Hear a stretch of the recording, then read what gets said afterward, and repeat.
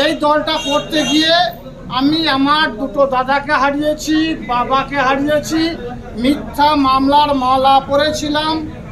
কাজল শেখের শরীরের এক রক্তবিন্দু অবশিষ্ট থাকা পর্যন্ত মমতা বন্দ্যোপাধ্যায় ঝান্ডা নিয়েই লড়াই করে যাবে। বিগত দিনে যে নির্বাচনগুলো হয়েছে প্রত্যেকটি নির্বাচন লড়াই করেছি।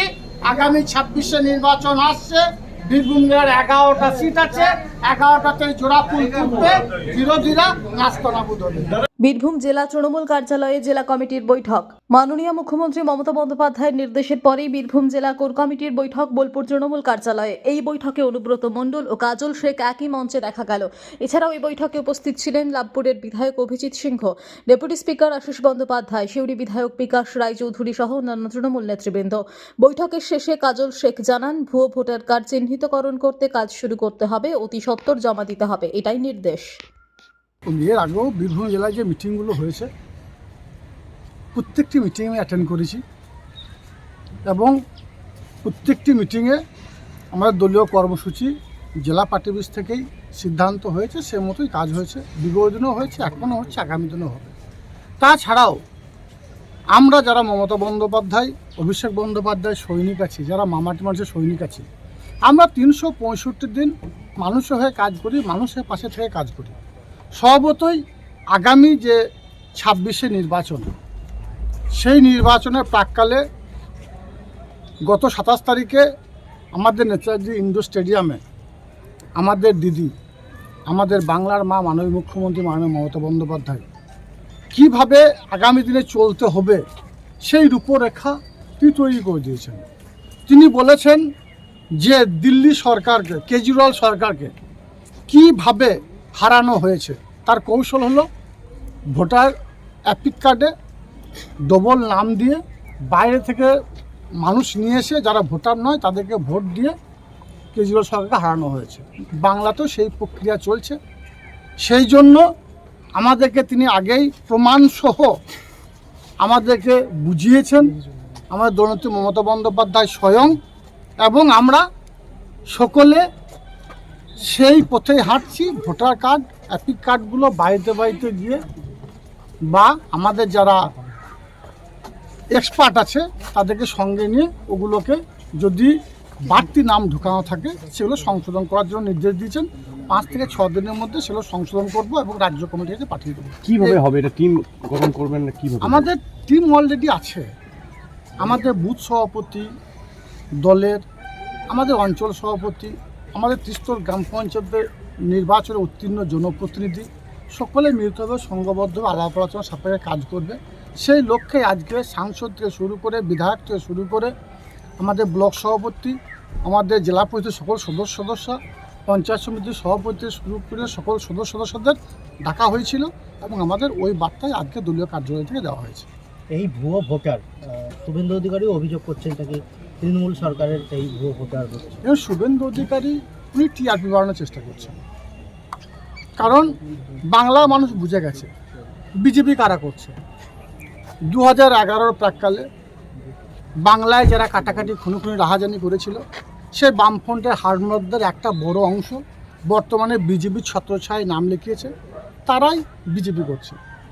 তাদেরকে তো আমরা আগেই বাংলা ছাড়া করেছি, তো বিজেপির একই দশা হবে।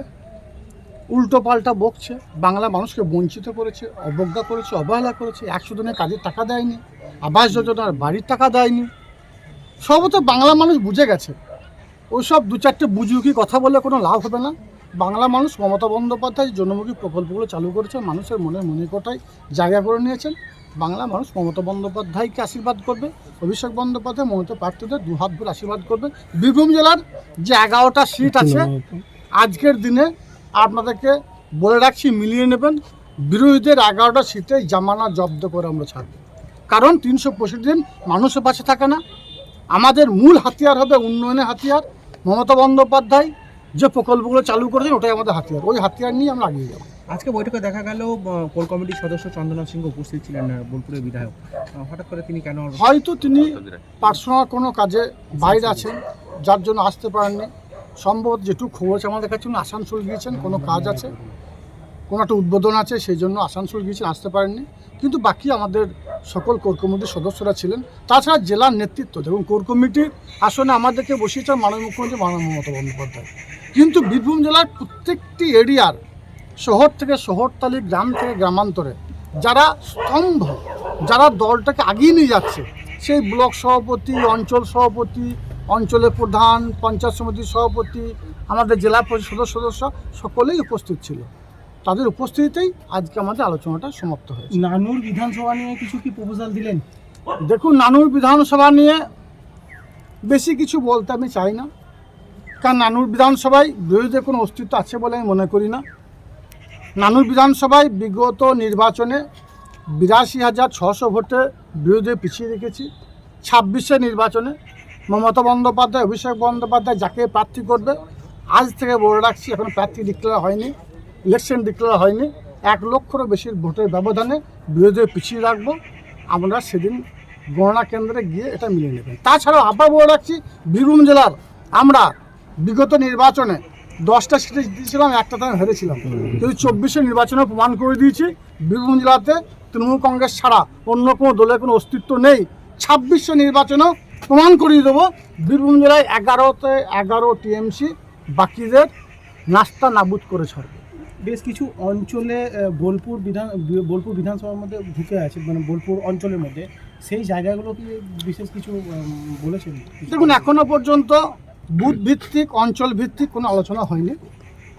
২৭ তারিখে আমাদের দিদি, বাংলার মা, মাননীয় মুখ্যমন্ত্রী মাননীয় মমতা বন্দ্যোপাধ্যায় নেতাজি ইন্ডোর স্টেডিয়াম থেকে যে নির্দেশ দিয়েছেন, আমাদের প্রথম দায়িত্ব, কর্তব্য হচ্ছে ওই নির্দেশটাকে প্রথম পালন করা। Bureau report, PB news. Sun hospital, এখানে যে কোনো রকমের চিকিৎসার বিশ্বস্ত প্রতিষ্ঠান। খুবই কম খরচে বিশ্বমানের চিকিৎসা প্রদান করে থাকে।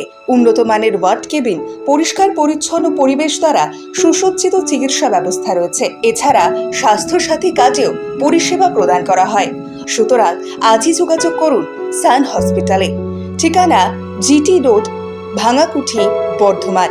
ফোন নাম্বার মনে রাখবেন 9434188262 অথবা 83730954222।